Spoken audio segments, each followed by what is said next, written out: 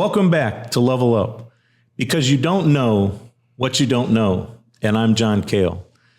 Glad that you chose to join us today for this episode, and I hope that you have been making changes in your life and seeing some improvements based on some of the other episodes that we've put together. Today, we're going to be talking with a friend of mine, Gary, and his wife, Tricia, that I have known for 25 years. It's the first part of a two-part episode. And Gary used to be one of the largest drug dealers in the southern part of our region. And we're titling this today, From Slinging Blow to a New Go. That's right. That's what you heard. From slinging blow to a new go. So today, Gary and Tricia are going to share their story. And they're going to share, in the first episode, we're going to talk a little bit about their upbringing, the culture, where they were, how they grew up, because they grew up together, right? Mm-hmm.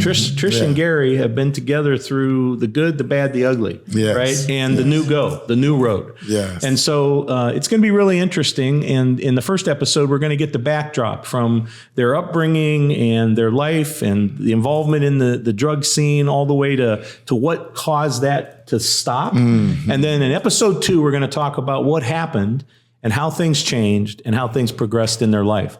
One of the things I thought would be really interesting before we talk about that was just looking at a few statistics today about drugs in our culture. So today in the culture, the most recent survey that I could find indicates that there are about 160 million people in our culture that are being harmed by drugs or drinking.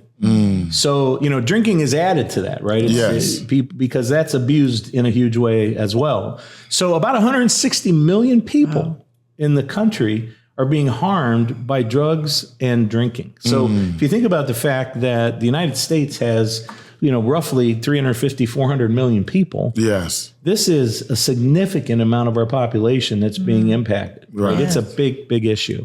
Another stat that I found that is very interesting and relevant today is that 75% of Americans say that they wish that substance use would be considered a medical issue, not criminal. Which, when I read that, I thought, wow, that is a really interesting perspective. Yes. That people are going, look, this is a medical thing. Like, I got a problem, right? Don't put me in jail for it, because putting me in jail is not going to take away my problem, right? But treat me and help me to get healing from it. So I thought that was an interesting statistic, that 3 out of 4 Americans think that it ought to be a medical issue. Yes. And then fentanyl and synthetic opioids are a really big problem right now in this culture. Big problem. In fact, this past year, 52,000 people died because of fentanyl and synthetic opioids. Wow. So when you think about that, one of the things that's happening is they're starting to mix fentanyl with drugs. Yes. So they're mixing it with scripts. A lot of people are now not only doing all these other things, but they're getting involved in prescription drug use, right? Yes. And in addition to that, they're mixing fentanyl with cocaine. So people are buying drugs thinking everything's okay, and then they're dying because somebody has mixed something with it, and it's not pure. So, my question would be, when I think about this, the thing that I think about is why? Like, why is this such a huge issue in our country? With 160 million people being impacted and damaged, why is that the case? And I come back to the answer that I think there's a lot of stress. I think there's a lot of anxiety. Yeah. I think there's a lot of hopelessness. I think the society that we live in and the culture right now for the generation growing up, it's different than when we grew up. Yeah, that's right. I agree. Facing choices and decisions that we never faced when we grew up. And so this is driving people to try and find an answer, right? Try to find an answer in life to bring peace to them. And I think as all you folks who are watching the podcast will find out, as we talked with Gary and Tricia, we're going to find out that going to these things, these substances, drugs, whatever they may be, right, is not really the answer. Right? At the end of that road, you got to come down. Yes. Right? Yes. You can get as drunk as you want. Right. You can get as high as you want. Yeah. That's right. But at some point, you're going to come down. Yes. And the problems that drove you there are still going to be there. That's right. You need something much greater than a substance to help bring peace and relief in life. So let me introduce Gary and his wife, Tricia. This is Gary Wyatt and Tricia Wyatt, and I'm very, very glad to have you guys here with us today. Gary and I, as I mentioned, and Trish, we have known each other for 25 years. We met in the year 2000 in Stowe, Ohio, when both of us were much younger and had much less gray hair. No gray hair. And in those days, we were working with teenagers. Right? Yes. We were doing craziness with teenagers, right? And trying to help keep teenagers between the guardrails as they were growing up and making decisions. And so Gary is the author of this book, From Healing to Dealing, that is on his website as well. Gary wrote this book, which is a story of his and Tricia's life and the conversion and transformation that took place in their life. And he also, now you guys also founded the North Hill Community House, right? Yes. And when was that founded? 2001. Okay. And that's the North Hill Community House is what housed the actual ministry. We initially started off as He Brought Us Out Ministry. Okay. That's what you would have known us when you first met us. Okay. And then we went on to get a building, which was a house that used to be a dope house that we went in and seized and bought and actually put He Brought Us Out inside of the North Hill Community House. Okay. So, and they're still very active in that, right? I know you guys are feeding people every month and you're using the house. You do trainings of different types. You try and help people find jobs and careers and different things like that. And right? we have a youth program. We have a mentoring and tutoring program. Okay. And we have after school program that we do. Summer camp. And a summer camp. That's awesome. right, that we're getting ready to start. So we just have a wealth of resources for the community. Yeah. And you guys didn't just drop into that and like, okay, we did a summer thing and you were out. Like, no, this is like 24 years. Yeah. Like they're in it, right? Committed to it and have made an impact in the community. In fact, I think if I'm not mistaken, it was crazy to me because when I was down there visiting you the last time, I went around the corner and there's a Hell's Angels regional headquarters right next to your house, like literally across, just around the corner. And that is true. Because I came around and there were all these Harleys and I'm like, what is happening at this house? And it had on the front of it like regional Harley Davidson group. Yes. So very involved and committed to the community. And then you guys are also engaged in a lot of stuff with the city, right? Yes. Like are there boards and different things that you guys are involved with? We sit on some commissions. Okay. With the last mayor, we were ambassadors. So we do a lot also with their youth coordinator. So we still do a lot when it comes to doing it with the youth. Awesome. I know also the other thing that, Gary, you mentioned to me, I know you've been to Washington several times, and then you've met quite a few prominent people, and you have some letters, I think you mentioned, of commendation, or you've been recognized by some places. What was one of the ones you mentioned to me? One of the main things is our grassroots leader, Mr. Robert Woodson, which is housed in D.C., who discovered us back in '98 doing a welfare reform initiative to bring grassroots leaders. It's called the Woodson Center. Okay. And we do a lot of outside of the county, city of Akron, traveling with the Woodson Center.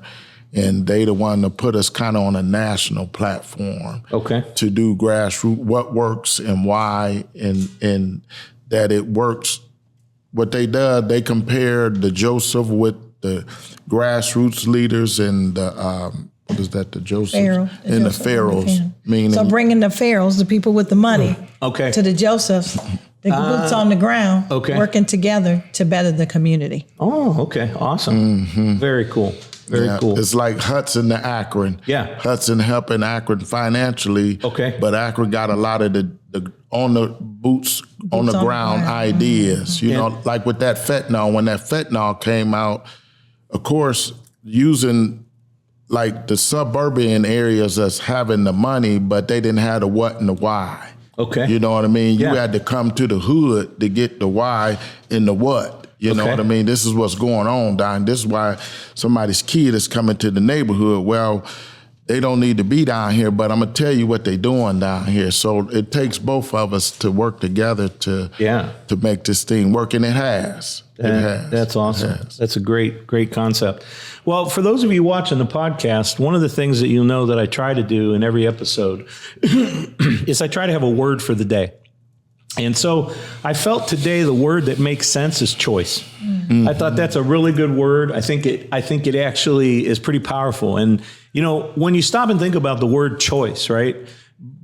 Before you get out of bed in the morning, you could make a series of choices. Yes. I mean, I think we forget how much choices steer our life every day. Yes. I mean, you could make several choices before you hit the ground out of bed. Mm-hmm. Like, number one, turning off your alarm clock or hitting snooze and getting up and then deciding I'm going to get out of bed, right? And I'm going to go to the bathroom and I'm going to brush my teeth and I'm going to take a shower and I'm going to, right? So I want you to think about how many choices we make, hundreds a day. Yes. And realize that the choices that we make, right? I really feel like this is true. Like that's really the steering wheel of where our life goes. Mm-hmm. If you picture every choice you make as turning the wheel just a little bit in life, and the next choice, you're turning the wheel another way, it's taking you somewhere. Yes. Mm-hmm. So choices, hundreds a day, times 30 days a month, times 365 days a year could literally mean that somebody could end up over here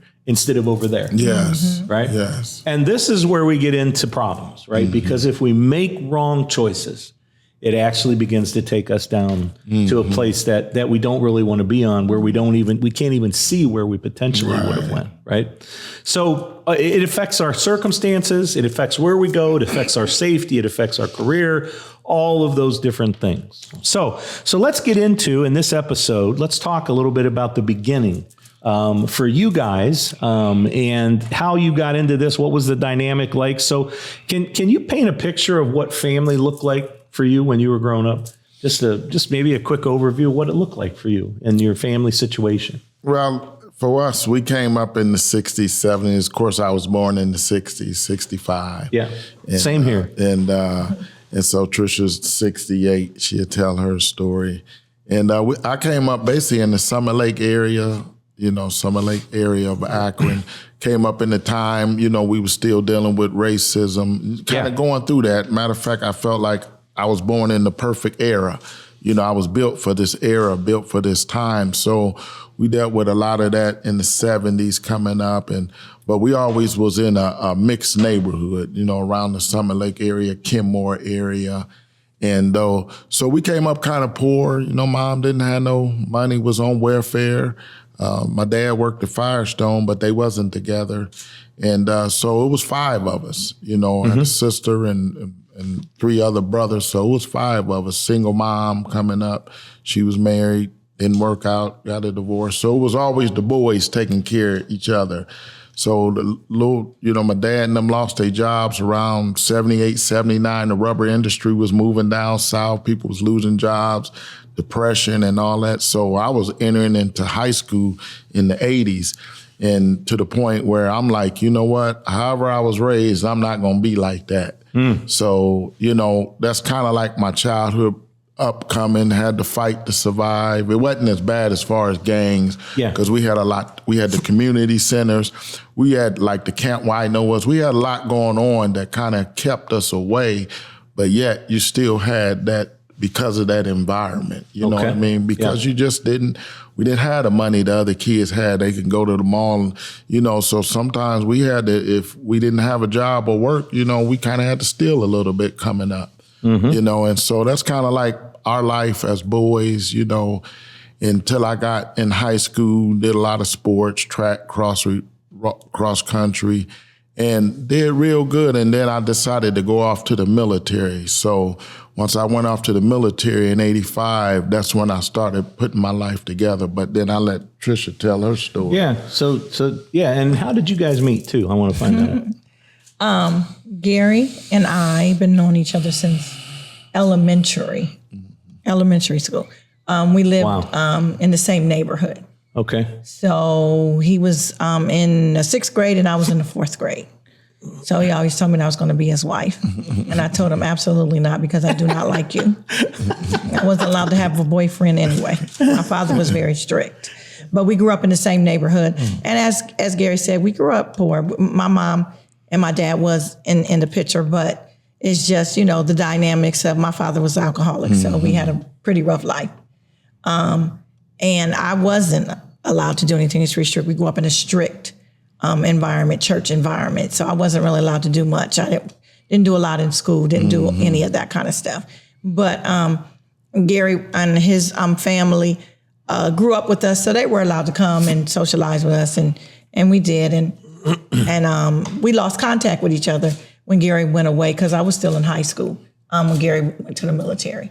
Okay. So he's like 3 years older than me. So we met back up when his mom passed away. Okay. And so that was like around what year? 86. 86. I graduated in 87. Okay. So you guys met back up. He was here on humanitarian leave. He was From the military. recruiting from the military. Yeah. And what branch? Were you in the Navy? Navy. That's what I thought. Yeah, I remember when we met, because I remember you were in the Navy and doing weekends, right? Yeah, weekend. I did 34 years in there. We'll talk So about we that later. grew up together. When they moved away, we were still in the same neighborhood. When he moved away, he explained his mom got divorced from his father that raised him. We lost contact. We got back in contact when his mom died. Okay. Back in 86. 86. Yeah. Okay. And then we started, being friends, hanging out. Yeah. I just had graduated from high school when I seen him in 87. Okay. So let me ask this. Can you remember a moment when you made a decision to go sideways?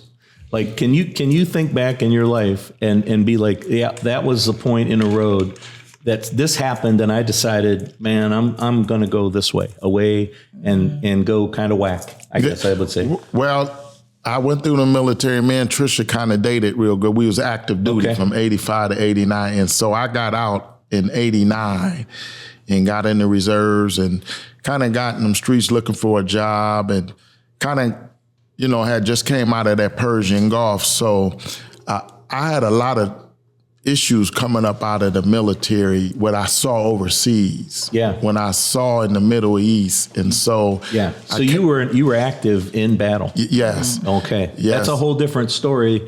I mean, I respect all of our military. Yes, Right. me too. But I know that when you're in active duty. battle, it's Different. there are things Yeah. like my nephew was in active battle in the same place. Right. And he's still to this day has issues. I mean, you can't just like, it wasn't like he just went and saw a movie. Right. And came back and I'm okay tomorrow. Right. I mean, it's lasted decades. Right. Right. So it was some trauma I was dealing with coming out of the military, stuff I had seen that nobody else had ever seen, and just what goes on in the military stays in the military. And so I had that, got back to the streets, moved in with Tricia, and we were just dating and stuff like that. And so then I started affiliating with some of my old friends, and by then cocaine had turned into crack, and it was just off the hook. When I left here, you didn't hear about many people in 85, 86 getting high, but when I got out in 88, 89, it became a war on drugs so bad that they had to start dealing with that from the White House.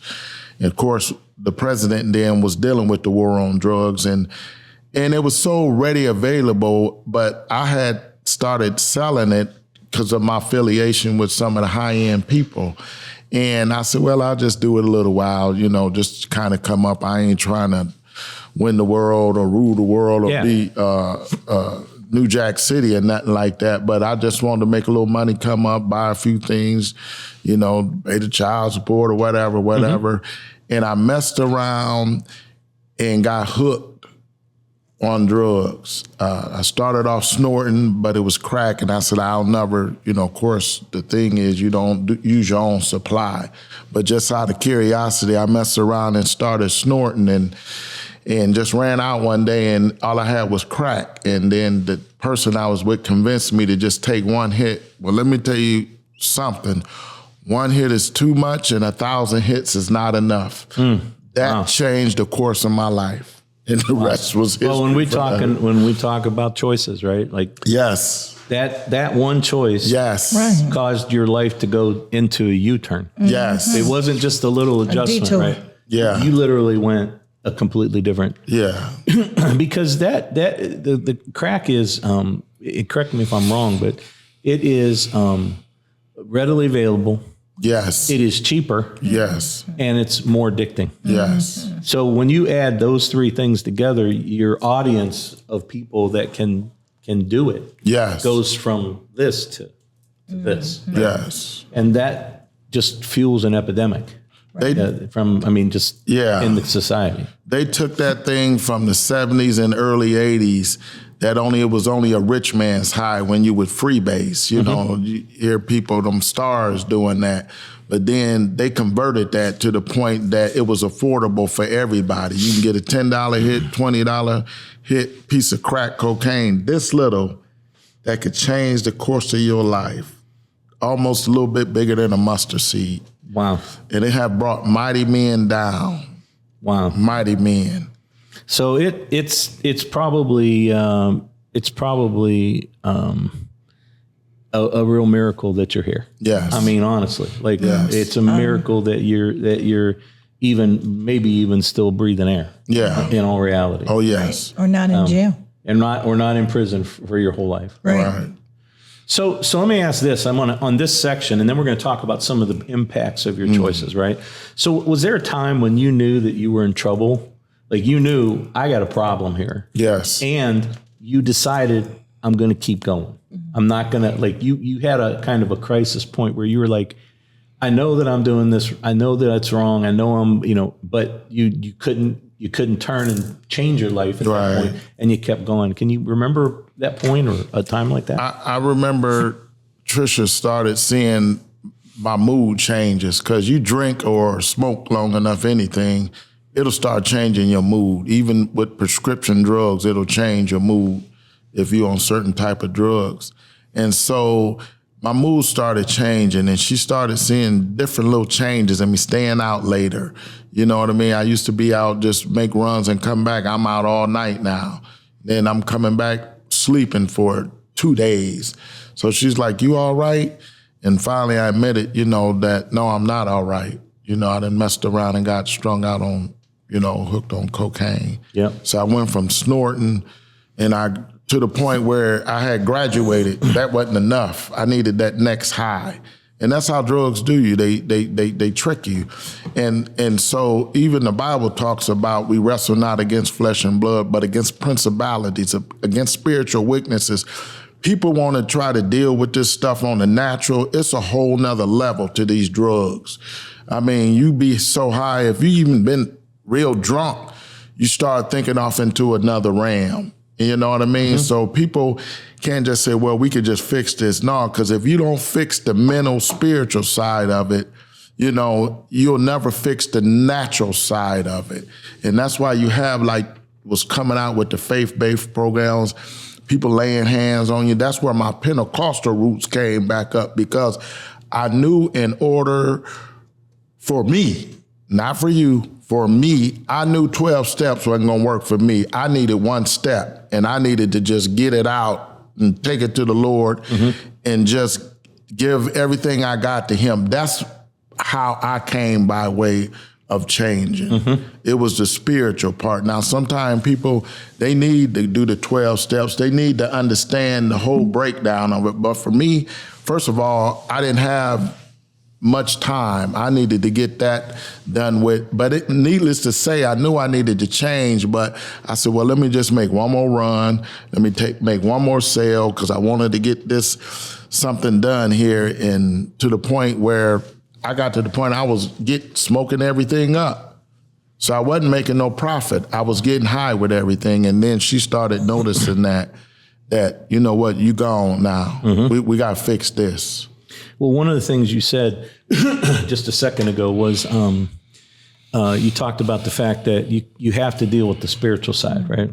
And one of the things I've talked about in the podcast on several of my episodes is that we can talk about like all these different issues, and you can get advice about your identity and relationships and expectations in life and all of these different things, right? Yeah. But the challenge is that if you neglect that side, right, you can't do that because we have a spiritual side to us. Yes. Right? So if you try to use natural means to solve all the problems, Right. you're leaving wide open the whole side that is part of us, which we're spiritual beings, Right. And we're not Right. touching that. So, Right. so really, really good truth there. Can you think of 3 choices, good or bad, 3 choices that you made in your earlier years that shaped who you became, and as you got older? Like, are there 3 things that you could say choices you made, bad or good, that really were like? I guess what I would say, it would have been a key point where like the wheel really turned. Like, were there 3 of those, good or bad? Well, I could tell you the main 3 point choices in my life. One of the best choices I made was to go to the military. Okay. And so that changed and saved my life. The second choice I made was to have outside kids, Okay. Ishmaels, or I would say out of wedlock. We wasn't married, but I had different children's mothers with different kids. Okay. Prior to me. Yeah. Prior to Patricia, Yeah. that I felt the first choice was good because I went to the military. The second choice, which was a bad choice, is having all these outside kids which had different issues. Yeah. And that's a biblical thing right there when you talk about Abraham and Sarah. You know what I mean? Instead of waiting on the promise with my wife, I decided to go into Hagar and have an outside kid, which I wasn't married. That's a spiritual thing, but I'm just saying, had Abraham waited on the promise, we wouldn't be the way we are now. But what he did is went into his concubine, and of course, that's a whole nother issue of outside. And I'm not going to bring all that, but I wanted to tie that. That's a spiritual thing also. Yeah. Where I got off at. And the next best thing, the third choice I made, which is a good choice, is when I gave my heart to the Christ in September the 30th, 1991, because it wiped away, it cleansed up my whole life, from start to finish. It helped me understand purpose. So me going to the military, going through what I went through, had a good run, and then getting out, and I got out with some trauma. I should have dealt with that trauma and didn't realize some of the PTSD stuff I had when I got out that I should have dealt with a psychologist. It's okay to be a Christian and get some counseling too. Yeah, right on. You know what I mean? It's okay to be, but you need counseling with it too. But in my case, I got out, like I said, did the drugs, and then all of a sudden, it took the Lord, the spiritual part, to come in and clean me up. I was addicted on a $1,200 a week crack cocaine habit. Yeah. And that would be a lot more money right now. Yes. In today's money, yes, it'd be multiples of that that you were spending on a weekly basis. Yes. Thousands and thousands of dollars. And the reason why I wasn't personally spending, because I was a drug dealer. I was just a crackhead dope dealer. Yeah. And so I was supplying my own drugs. But at that point, when that changed my life, that was the third choice that got me to where I'm at today. So each choice led to the other choice. You said something there that really resonated with me. And I think that a lot of people who are watching the podcast today can resonate with, your background, how you came out through this. And I would probably tell you, if I ask you for the fourth thing, it'd probably be sitting next to you. Right? Yes. that she was in your life. And I would imagine that you had quite an influence on keeping him within the rails somewhat, and had a big part of him being here today. I don't mean coming to this podcast. Yes. I mean, being able to walk upright and come to this podcast. Yeah, and still. Yeah, and still. I just, during that time, even though we weren't walking the walk that we should have been, our background was coming from church. Mm-hmm. And I always reminded him, we need to get back to that. You had a benchmark to go back to, right? I think when I think about that from the spiritual side of things, it talks about the fact that when you raise your kids, right, train them up. In they know the Bible, Yes. you train them who God is, that when they're older, they won't walk away from it. And we see this happening right now, like in our church where we're at. Our church, this church was almost dead, and another church sent people to help, right? And they came and tithed there. Right. And in 3 years, that church went from almost being closed to 650 people on Sunday morning. And I believe that's how it should be in a Christian faith. Yep. It's almost like I am a firm believer of the village. Yeah. So you have to have your village around you, and you have to know who's in your village. Yeah. Everybody in your village can't be like you. You got to have different people in your village. Yep. That makes total sense. So let me ask you this. What would you say is one of the biggest lies around the dealing and drug life stuff? You had to say, this is like, you talk to the people watching the podcast, right? And they're hearing your life, and maybe there's some of them that associate, right? Maybe they came through something similar. Maybe some of them are in the midst of it right now. And maybe some of them are on the other side of trying to make decisions, and they could go down the wrong road. Like, what would be one thing around that cycle that's one of the biggest lies that you feel about the drug culture and selling and dealing drugs? One thing I would say is, you hear people say, you don't understand. You don't understand me. You don't understand my story. You know what I mean? Everybody wants to make an excuse why they doing what they doing. It ain't no excuse. You just doing it. You know what I mean? Yeah. We know. I never have blamed my wife, military, upcoming, bringing on my addiction. I started drinking on my own. I started getting high on my own. I started that on my own. Now, is it that easy to quit? No, it's not. You need help. You need advice. You need a superior, higher being to get rid of this. But the number one thing is that I can't change. You don't understand my story, or you don't understand. Yeah. That's what you hear them say first. And Gotcha. if I can add, I think it's a fake prestige. You see the drug boys or girls now, the fancy cars and the jewelry. Videos, Hollywood. That is a facade that only lasts for a moment. Yeah. You know what I'm saying? Yeah. At the end of the day, if you don't turn it around, if you don't give your life to Christ and you get busted, you lose that. They take everything from you. You don't get to keep it. That's right. It's not yours. Well, and the other thing that they don't show a lot of times is the number of people who are involved in that scene that end up with bullets in them. Yes. Yeah, they don't put that up, because when you're in that culture, right? Right. A lot of times the people you're dealing with don't have conscience. Right. I mean, they don't. They're used to taking people out. Right. And depending on where you're at in that chain of Yes. process, Correct. it's either you take that person out or you're going to get taken out, because And I couldn't imagine doing it now, because I mean, back then it was okay. It wasn't as bad as it is now. Right. But there's no respect Yeah. now in the streets. Yeah. Because the younger people have taken it over, at least. And I know, dealing drugs is not good at all. But if you're gonna do it, you run it like a business. You respect, whoever you're dealing with, or you Right. respect the other people that you're not dealing Right. with. They don't have no respect now. And you're right. That's where all these guns and shoot ups and drive-bys. It wasn't like that back then. Right. If I had to say so. It's not good at all. Right. But it was the best of a bad situation. Right. Yeah. Right. At that time. And we weren't a dog. We didn't beat people up or shoot Right. people or pull guns on people. Did we carry guns? Yes, but we never had to use them. Right. And if I had to say, Gary always says, is we were nice drug dealers. We helped people out. I wouldn't let a lady come and do things or sell their, you see all kinds of crazy stuff. I don't do that. You know what I'm saying? We don't do that.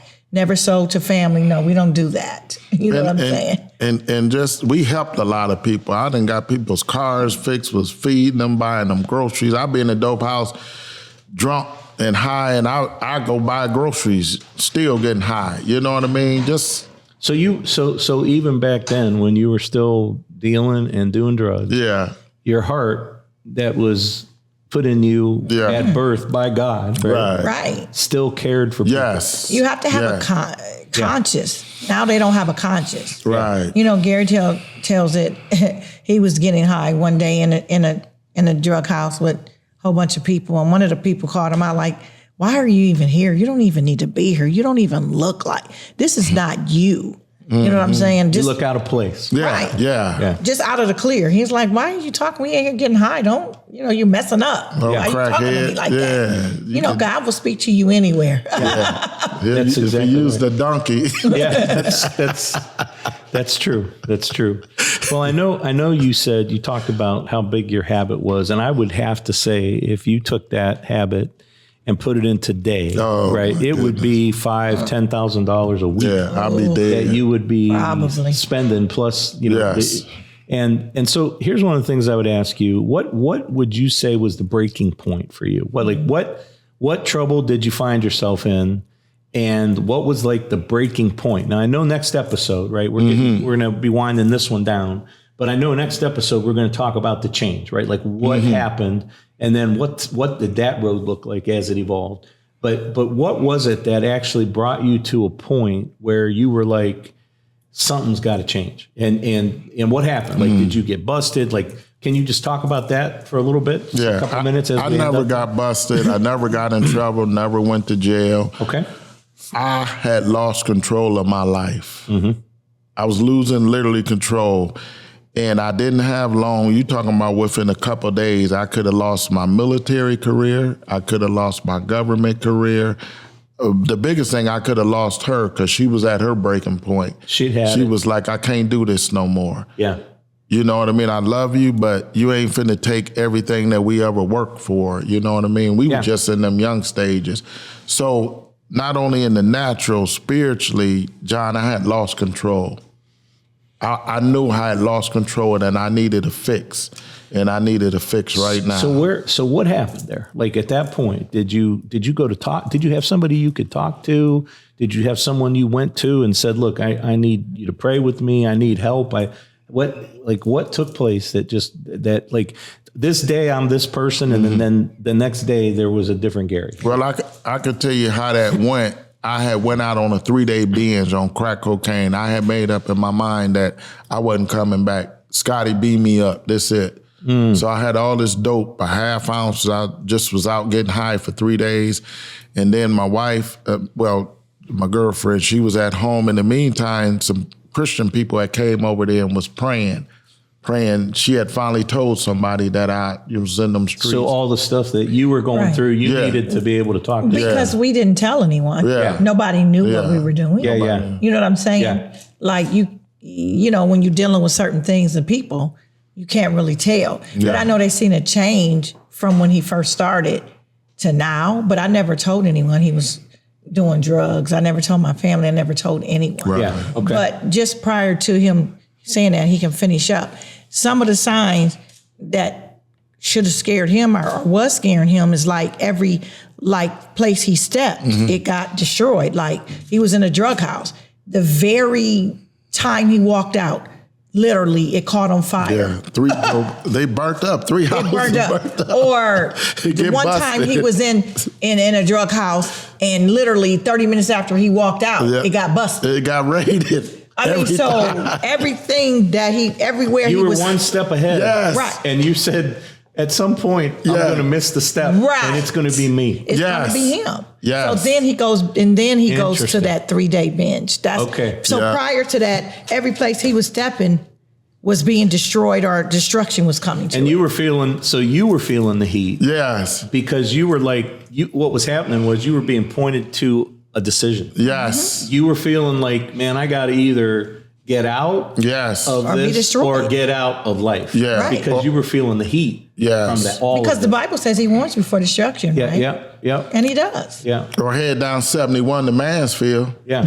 Yeah, right. That's destruction too. Yeah, right. Because right before he gave his life to Christ, or maybe even after that, it was a major federal bust. Yes. And everybody that was in that ring got at least 10 years or more. People that you knew. Yeah, I knew every last one of them on the roster. so bad that you would have thought I told. Yeah. Oh yeah. That. Yeah, you would have thought I told. It was almost like you had a list and said, "Here you go," and I'm free, right? Yes. Which is scary. Yeah. Right. But he wasn't free, because if you're not free inside or mentally, you're not free. Right. Well, that brings us to the point where I think is a great place for us to come to the first episode, where we've got to know a little bit about you, got to hear kind of what you guys have been through, and how deep this thing went in your life. And it's really interesting how again these choices that we make, folks, can take us in a direction that we don't know about. And there may be some of you again that are watching today that maybe can associate with some of what Gary's sharing, right? And I think that there comes points in our life where we can get stuck and we just don't know how to make another step. Yes. Right. I think I talked about this in a previous episode, where it's kind of like we're in a room and we're in the corner and we're like a robot against the corner, constantly walking forward and bouncing our head in the corner because there's nowhere to go. We can't find a way out. Right.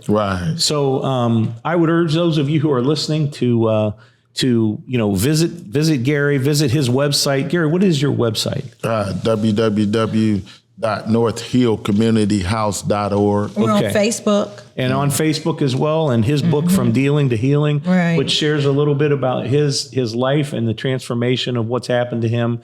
And, these guys have impacted the lives of people in Akron significantly over the past 21 years. Yeah, 30 years. 30 years, actually. 30 years. I've only known you 25 since of that. 91. Right. Yeah. Yeah, it's 33. Actually, it's 34 years that we've been doing this. I know the community house that they have is doing great things for the community, and it's a pillar there. It's established there, and we're going to bring them back. I want to just remind you that you might be able to take some of this information and do something with it today. Yes. Right? Don't just listen to the podcast and say that was cool. Listen to it and say, hey, what are some of the things that might apply to your life? And I want to just say one other thing here. On the side where we talk about that you are a spiritual person and that you can't neglect that part of your life, right? Right. Understand that some of the things that Gary was just sharing with us about the walking out of a house and like in minutes it blew up, and walking out of a house and all these people got busted, right? Do you think it was an incident or an accident that happened? Right. The thing to remember is that God pursues us, right? He pursues us out of love. And I want to make that plain to you. Yes. I don't care how bad you are. I don't care what you're into. I don't care what you've done. I don't care. There is nothing that you can do that he cannot help and forgive you for. That's right. That's right. And I think, John, I'm not trying to interrupt. I'm sorry. No, you're fine. But when you have a calling or a purpose on your life, I don't care what you do. Yep. You can't run from that. You ain't gonna have no peace. I've faced that. Purpose. I walked away from my calling to help people in life, and away from the things that I used to be involved in. And I would go out and I would find myself on the weekend sitting in a bar drinking and partying. And in comes somebody who would sit down next to me, and within minutes they'd be like, I need to get back to church. Right. And I'm like, really? Yeah, what'd you say? Seriously? It's gonna find I'm you. hanging out in the bar, drinking and partying. That's and right. here comes somebody. About church. I'm like, really? God, you're going to send somebody right here to me?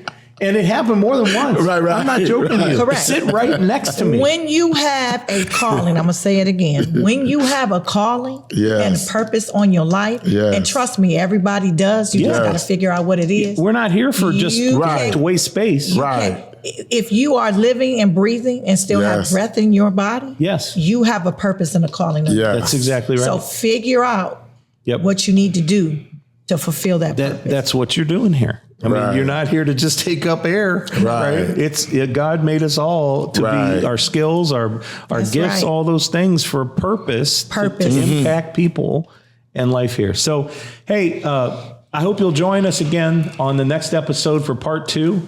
I want to remind you to please share the podcast with people. It's not a long period of time. Just take a minute, share it, and have your friends that you think it'll be relevant to download it. I want to remind you that there's only one you, and you are unique. And I'm John, and I'm out.